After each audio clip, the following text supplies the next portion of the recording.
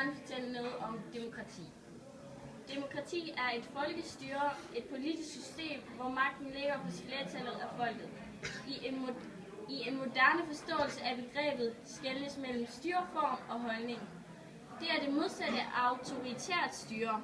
Når vi snakker om demokratier, findes der forskellige former for demokrati, nemlig brugerdemokrati og direkte demokrati. Så er det noget, der hedder Gallup-demokrati, ideelt demokrati, polyarki modsat ideelt demokrati, et repræsentativt demokrati.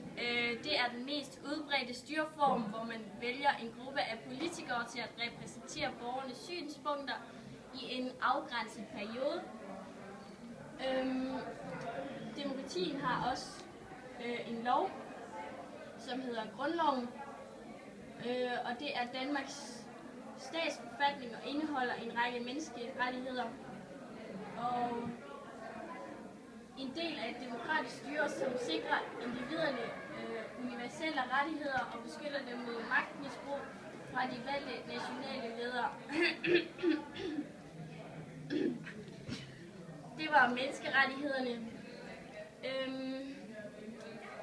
Så er der var et semidemokratisk styre, hvor lande, der har en styreform, som ligger mellem polyarki og autoritært styre.